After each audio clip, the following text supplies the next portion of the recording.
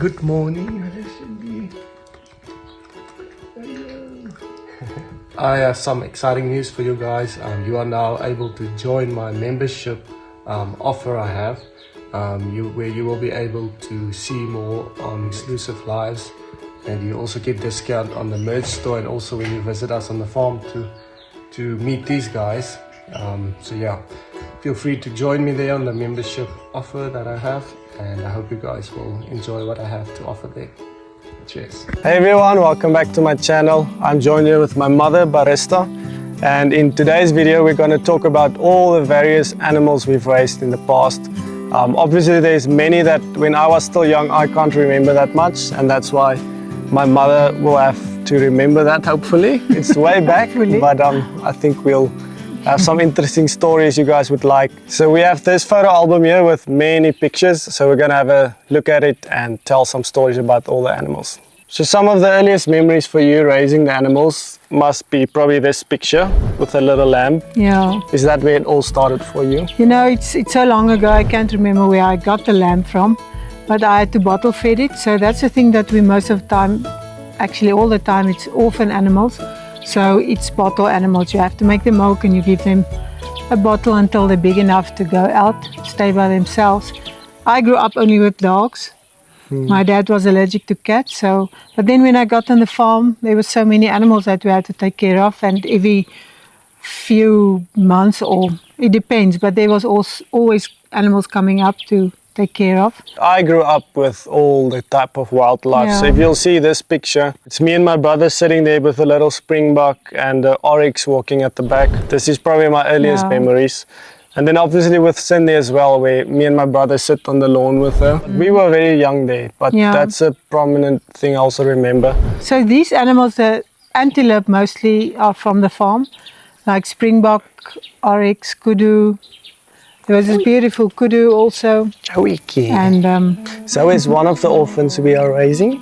Yeah. The naughty girl. Let me give her a little bit of a belly scratch. Just say.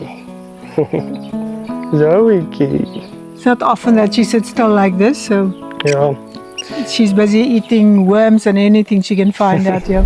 So seeing an ostrich also here. Name was Rafi. It's actually Raphael. Once I came back from the field, I was driving to the cattle or somewhere, and I came back and one of the ladies working with us, she was full of grass and everything, and I asked her what happened, and then she said, no, I got chased by an ostrich and I had to run through the bushes, and she was falling probably a few times because there was like grass in her hair and all over the body. She also had to get in a tree. Yeah. To escape. So sometimes they are still wild animals, so you really have to be careful and have that in mind as well. This caracal, I wasn't born yet, but like I can see. You were very little, yeah. Yeah, what was his name? I think we never got to give him a name because we didn't raise him. People gave him to us, but he was already very wild. He was not very tame, so you I can don't know see where they got him. He looks vicious. Yeah, it's like if looks could kill you, it would kill you. We put him out and he went into nature. Yeah. Yeah, he was big enough to be on his own. And then this leopard is the neighbor's. It's the neighbor's leopard that they had. That's actually how I got Cindy. Cindy's mom was killed on that farm, and by accident. They didn't see the baby clinging on, and that's how I got Cindy from this neighbor. The leopard became how many years? 16 or 19. His name was J&B. He's the one that bit my father. Yeah. He teared his whole arm, yeah. And my father had to get stitches, and even up till this day, this muscles of my father's not working very nice. So a leopard is not something that I would ever try to tame. I think a lion is also difficult. A cheetah is more easy. It's more like a cat and a dog, but a leopard, I think they will always be dangerous. And then this is a very nice memory. I remember it so well. It's me, my brother and father standing there with a little zebra. I think the zebra's name was Martin. Like that movie in Madagascar. I think we found him as an orphan, my father, if I remember. But he sadly died of a disease. What I can remember, he had a lot of diarrhea all the time, and but he just died one day, so very sad. But zebras also become a problem eventually because they start to bite and kick people. Then we would have eventually also put him away, far away. Many times when you put an animal like that out of reach of people, they will still run after the car. If they see the people, they want to play and be with us. So eventually they would come a little bit more less tame. And this is a bad-eared fox. And this is a very interesting story. It's bad-eared foxes drinking on a normal dog. The worker came to me with 4 of them. I said to him, why did you bring them to me?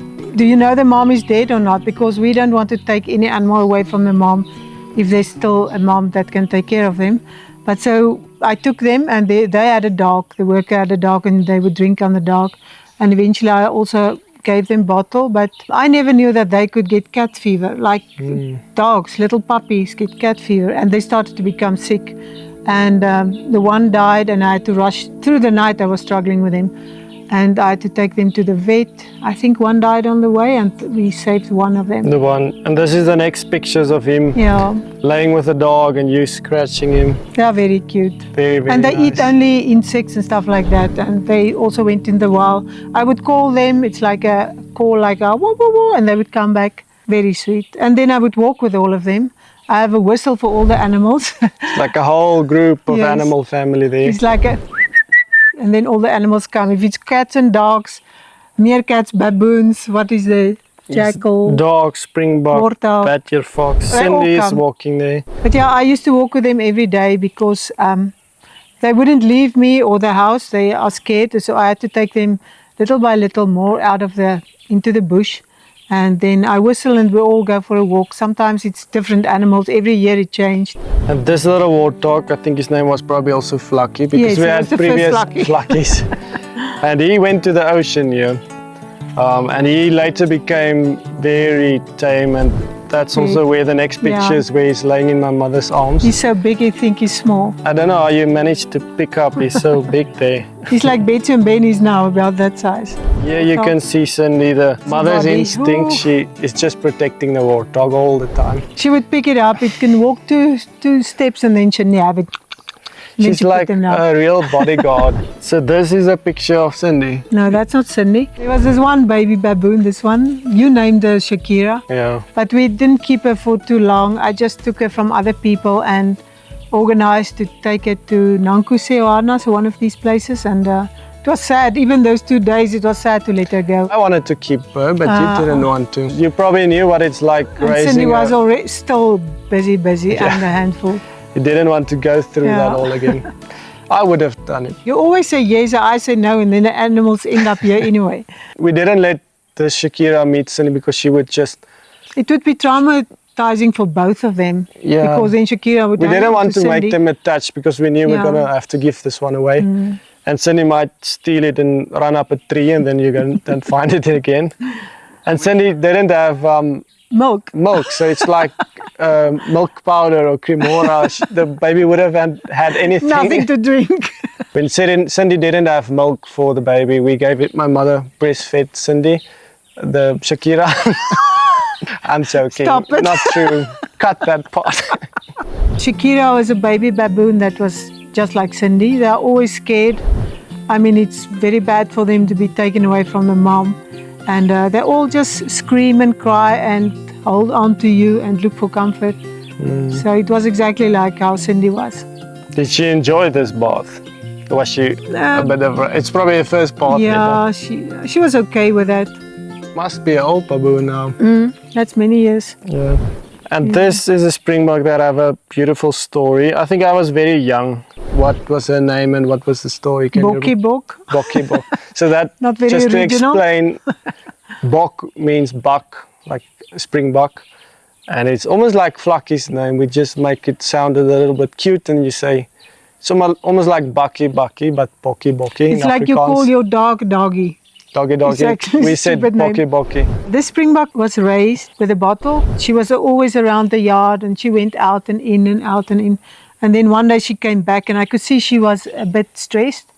And her tummy was huge, and I know she was going to get birth. She's close to that. And she came to us, walked into the house for comfort. I think she just felt like something's going to happen now.